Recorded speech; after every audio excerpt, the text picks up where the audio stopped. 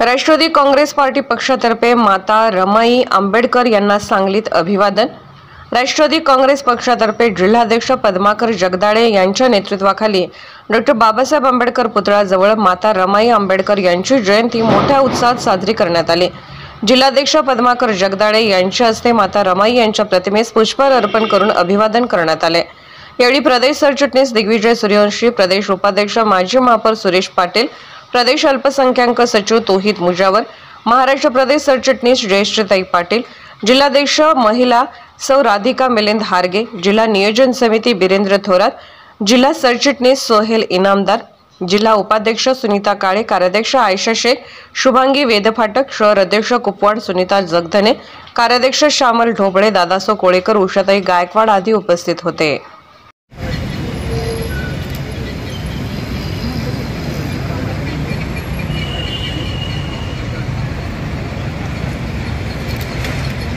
आज रमाई आंबेडकर माई यांच्या 126व्या जयंतीनिमित्त राष्ट्रवादी काँग्रेस पार्टीच्या वतीनं त्यांना इथं अभिवादन करण्यात आलेलं आहे। रमाई यांनी डॉक्टर बाबासाहेब आंबेडकरांच्या पाठीमागं आयुष्यभर अतिशय खडतर परिस्थितीतसुद्धा त्यांना साथ दिली।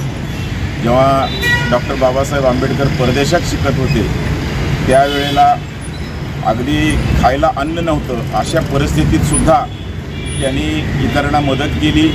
त्याचबरोबर डॉक्टर बाबासाहेब आंबेडकरांना त्यांच्या शिक्षणासाठी त्यांनी प्रेरणा दिली।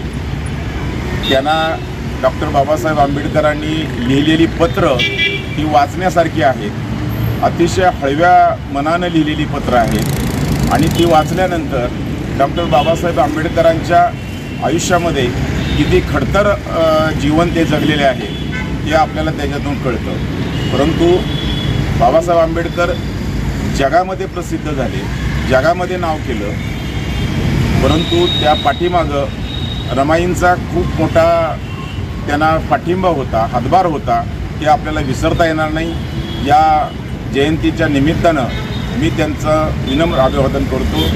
जय हिंद, जय महाराष्ट्र।